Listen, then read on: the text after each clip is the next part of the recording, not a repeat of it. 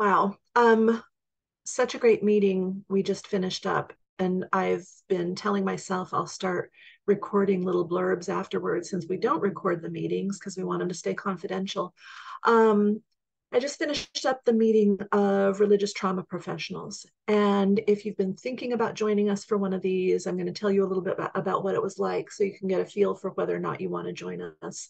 Um, it was really touching to share in a small group what it's like for us to work with people who are recovering from their own religious trauma. And all of us present are people who also have our own religious trauma. We talked a lot about how important it is to find ways to be safe in our own bodies.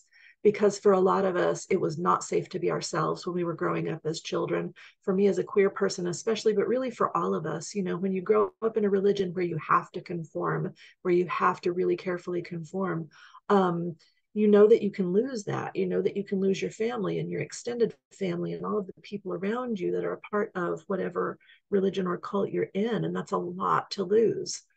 And finding ways to feel safe in our own bodies is just so hugely difficult and super helpful when we're able to do it.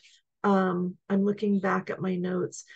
We talked about the book Zealot and about the Gnostic Gospels and about some beautiful things that we've learned along the way doing shadow work, how important it is to do shadow work to kind of get more comfortable with the more difficult sides of life, the messier parts of life, our own imperfection.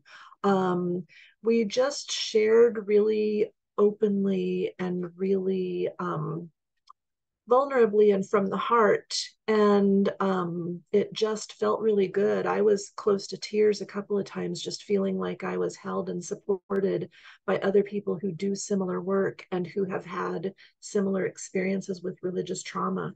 Um, we really need each other. We need to know that we're not alone in these experiences and not alone in the world and not alone in the pain that we're healing from and not alone in it's such a funny thing that we could ever feel alone in this life, because really when we get to know each other, we find out that our struggles are so common and so shared with one another. So many people have so many similar struggles.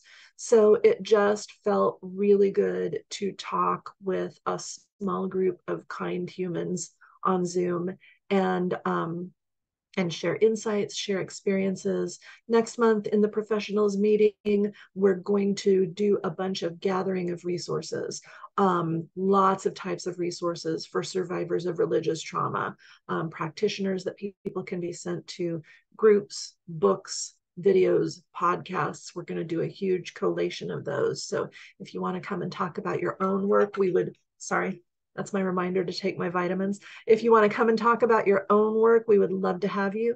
If you want to talk about things going on in your own life, we would love to have you. Just email me if you've got questions. Wow, I'm just kind of overwhelmed with the beauty of that group. Hope to see you sometime. Thanks. Bye.